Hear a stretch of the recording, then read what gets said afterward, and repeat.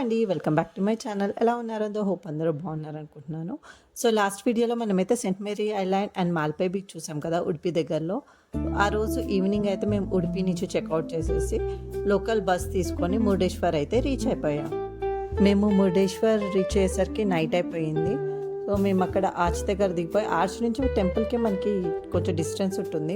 So అక్కడ చాలా autos అవైలబుల్గా ఉన్నాయి. అక్కడ వాళ్ళని అడిగితే ఒక హోటల్కి చూపించారనమాట. అది కొంచెం రీజనబుల్గా బాగానే అనిపించింది.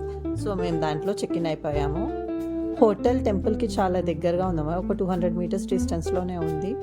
సో నైట్ డిన్నర్ చేసిన తర్వాత గోపురం లైట్స్ చూద్దామనేసి, నైట్ వ్యూ చాలా బాగుంటుందని అందరు చెప్తుంటే విన్నాను.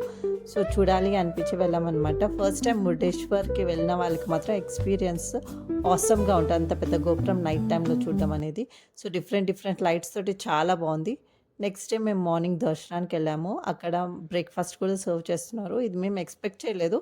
జస్ట్ మేము వెళ్ళేటప్పటికే క్లోజ్ చేస్తూ ఉంటే మేము లోపలికి వెళ్ళాము. ఇక్కడ ఉప్మా ఇంకా ఒకటి పోహా లాంటిది పెట్టారన్నమాట. పర్వాలేదు, బాగానే ఉంది. మనకి ఆయన సన్నిధిలో ఆ ప్రసాదం దొరకడమే అదృష్టం అనుకోవాలి.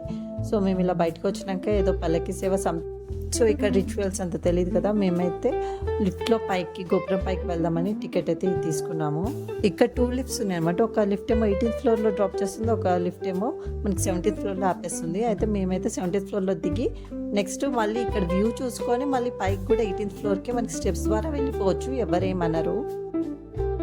మనకి చుట్టూ విండోస్ ఉంటాయి. విండోస్లోంచి మనకి వ్యూ అయితే చాలా బాగా కనిపిస్తుంది. ఆ శివుడి పెద్ద స్టాచ్యూ, ఆ వెనకాలంతా ఓషన్, అసలు చూసి తీరాల్సిన టెంపుల్ అనమాట. చాలా అంటే చాలా అద్భుతంగా ఉంది. తర్వాత మేము బయటకు వచ్చి మురుడేశ్వర్ బీచ్లో కాసేపు అలా ట్రావెల్ చేసామన్నమాట. కొంచెంసేపు ఆ ఓషన్, వాటర్ని ఎంజాయ్ చేసాము.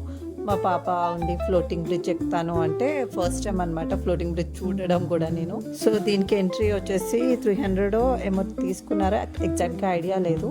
సో చిన్నపిల్లలకైనా ఎవరికైనా అంతే అన్నారు. సో తన ఆనందం ఎందుకు కాదనాలి అని చెప్పేసి నేను ఎక్కించాను. తర్వాత చూస్తే తెలిసింది ఇది ఏషియాలోనే లాంగెస్ట్ ఫ్లోటింగ్ బ్రిడ్జ్ అంట. సో ఎక్స్పీరియన్స్ మాత్రం కేక్ ఉంది. అసలు ఆ ఫ్లోటింగ్ బ్రిడ్జ్లో వాటర్ వస్తుంటే అది పైకి కిందికి ఒక స్వింగ్ లాగా అవుతుండే. తర్వాత లాస్ట్కి వెళ్ళిన తర్వాత కాసేపు అలా కూర్చోవచ్చు. మనకి ½ అన్ అవర్ టైం అంటారు, కానీ పర్టికులర్గా రెస్ట్ లేనప్పుడు మన ఏమన్నారు. సో దాని తర్వాత మేము ఈవినింగ్ హుబ్లీకి రీచ్ అయిపోయి ఈవినింగ్ ట్రైన్ క్యాచ్ చేసి హైదరాబాద్కి అనేది రీచ్ అయిపోయాము.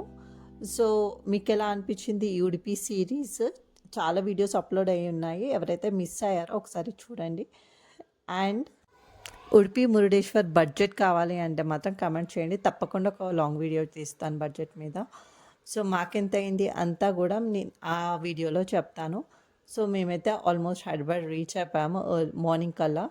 సో హుబ్లీ టు హైదరాబాద్ మనకి ఓవర్ నైట్ జర్నీ ఉంటుంది. అయితే వెళ్ళేటప్పుడు నేను ఆల్రెడీ ట్రైన్ బ్లాగ్ తీశాను, అది కూడా మన ఛానల్లో ఉంది, చూడని వాళ్ళు ఎవరైనా చూడండి. ఉడిపి సిరీస్లో ప్రతి ఒక్క వీడియో చాలా బాగుంటుంది. ఎవ్రీథింగ్ రియల్గా ఏదైతే ఫేస్ చేసామో అంతా కవర్ చేసామో. సో ఒకసారి తప్పకుండా చూడండి. వీడియోస్ నచ్చితే మాత్రం లైక్ చేయండి, షేర్ చేయండి, సబ్స్క్రైబ్ చేసుకోవడం మాత్రం మర్చిపోవద్దు. Thanks for watching.